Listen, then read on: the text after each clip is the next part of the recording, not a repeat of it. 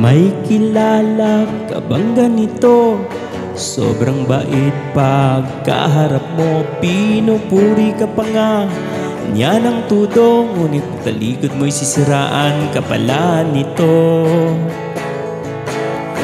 Parang punong paiba-iba ng posisyon, pag nahangin ay nag-iiba ng direksyon. Kahit saang anggulo siya'y iyong tingnan, iisa ang mukha, pare-pareho lang.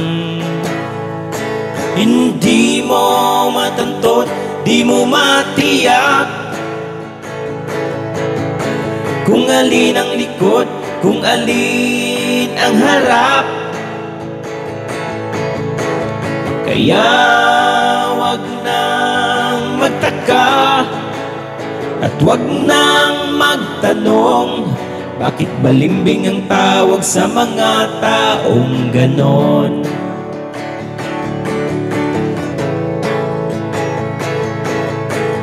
Wala ka bang napapansin sa kunwari kaibigan mo kung paano siyang magkwento tungkol sa ibang tao sa'yo? Paniguradong ganon din ang mga kwento tungkol sa'yo pagtalikod mo.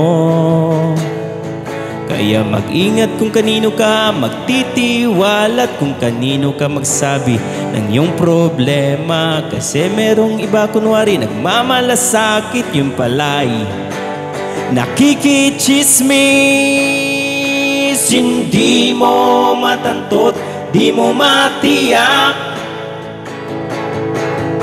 kung alin ang likod, kung alin ang harap. Kaya wag nang magtaka at wag nang magtanong, bakit balimbing ang tawag sa mga taong ganon? Kaya may kasabihan ang mga matatanda, kung saan may dugo dun kumakapit ang mga linta. Parang ikaw kung saan may pakinabang, dun ka rin pumapanig, totoo naman.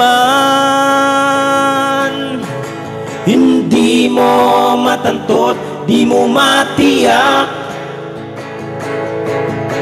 kung alin ang likod, kung alin ang harap.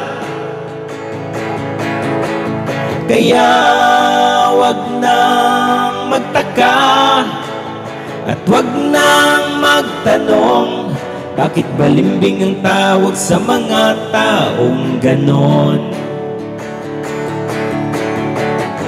Hindi mo matantot, di mo matiyak